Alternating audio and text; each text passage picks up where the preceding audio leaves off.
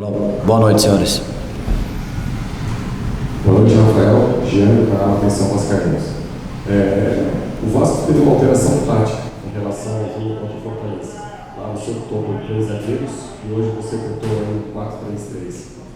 Em que momento que você imaginava no jogo de hoje para desfazer essa briga de zagueiros que não levou gol lá contra a equipe do Fortaleza para a data de hoje? Boa noite. A ideia era a gente tentar equilibrar mais a nossa equipe, né? Fizemos um grande jogo contra o Fortaleza. A ideia era tentar trancar os corredores, ter uma área mais preenchida, mas a gente precisava equilibrar um pouquinho nosso jogo, né? A nossa posse de bola, a nossa fase ofensiva. A ideia foi tentar jogar no 4-3-3 para tentar ter um controle maior do jogo. É uma formação que os atletas estão acostumados a jogar. E realmente a ideia era tentar equilibrar mais, defender bem, mas também ter uma boa posse e buscar os ataques. Boa noite, Rafael. Gabriel Herber, Rádio Cidade. Queria entender de você o que mudou a expulsão do Moura tão cedo, né? 15 minutos do primeiro tempo, uma bola errada, uma expulsão forçada, que teve que fazer, senão tomaria o gol. O que mudou no planejamento da semana inteira? Boa noite. Muda muita coisa, né? É muito difícil você prever que isso vai acontecer. São circunstâncias do jogo.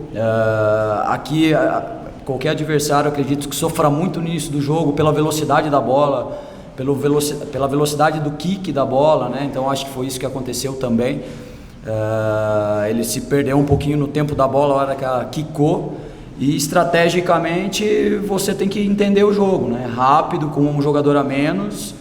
A gente teve que entender ali onde o Atlético Paranaense iria tentar buscar a vantagem numérica, né?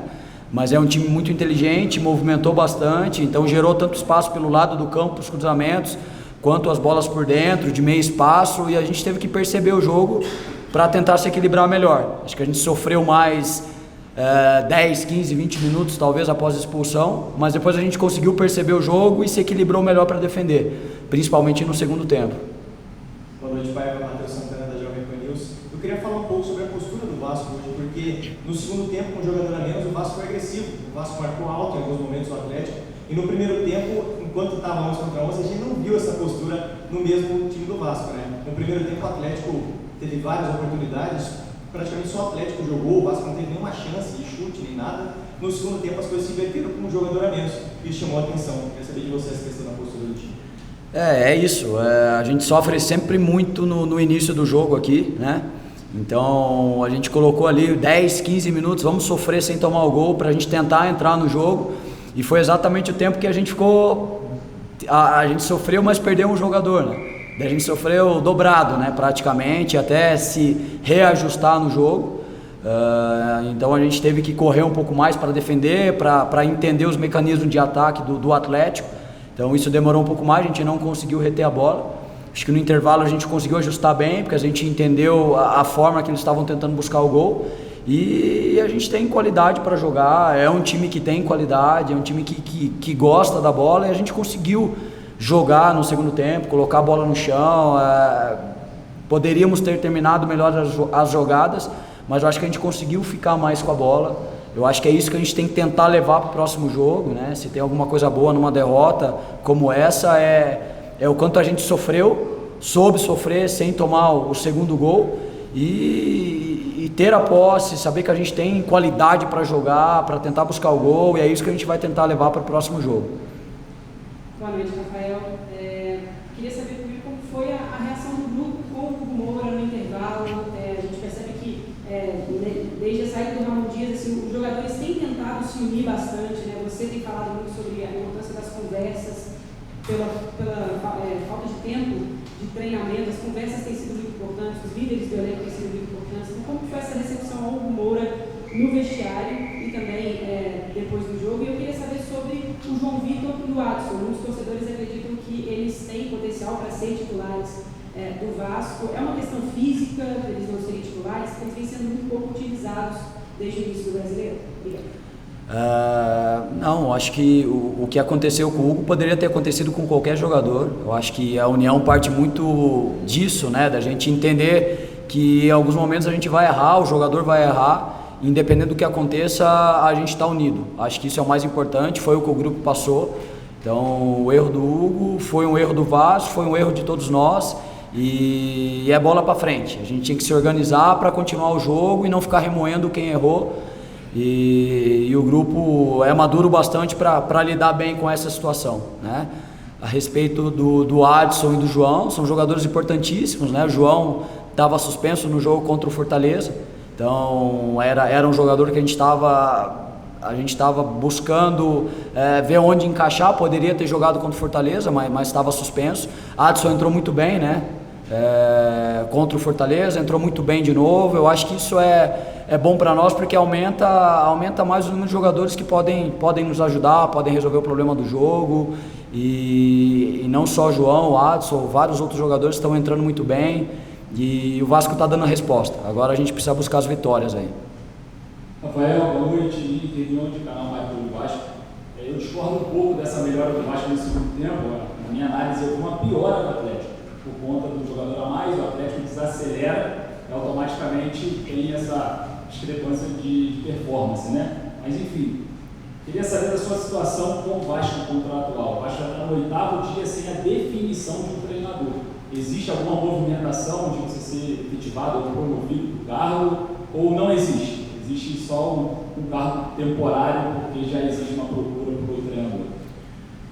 Eu sempre me coloquei à disposição do Vasco, sou funcionário do Vasco, então o que eles acharem melhor eu vou seguir, vou tentar contribuir da maneira que for possível, né? Isso é uma instância acima da minha, então o que eu tenho que fazer é trabalhar. Se eu tiver no próximo jogo, a gente tem uma semana inteira, né, que a gente não teve até agora, para a gente tentar evoluir, para a gente tentar melhorar, para a gente buscar logo essa vitória.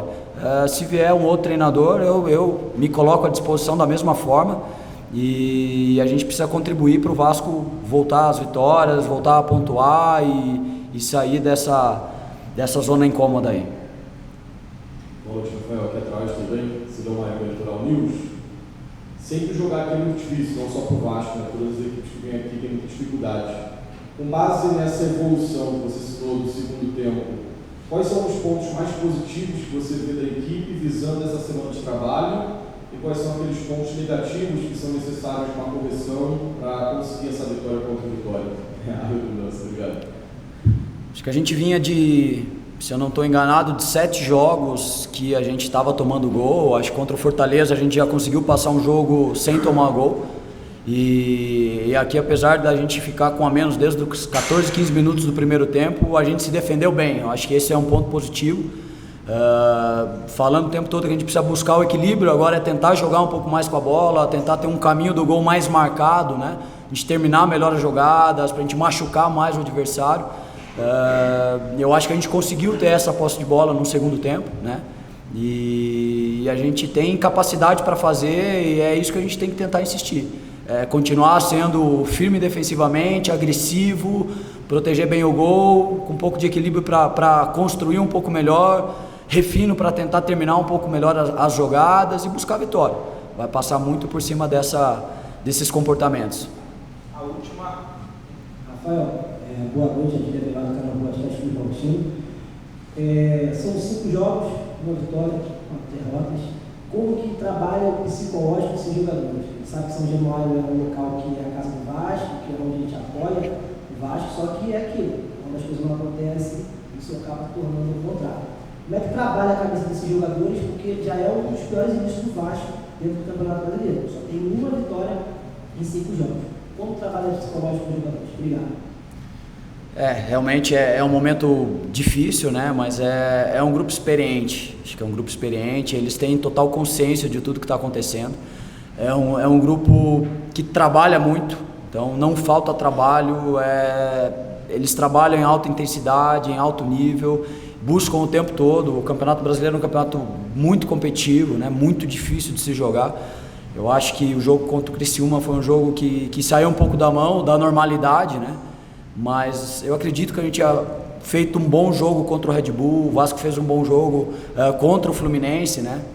Não venceu, isso pesa muito. E a gente tem que trabalhar, não tem o que fazer. A gente tem que trabalhar, a gente tem que se organizar, a gente tem que acreditar, a gente tem que dar a resposta contra o Vitória. E é isso que a gente vai trabalhar para fazer. Para tentar dar a resposta agora, buscar as vitórias de novo, buscar o caminho de novo e temos que ser forte para passar por essa situação difícil.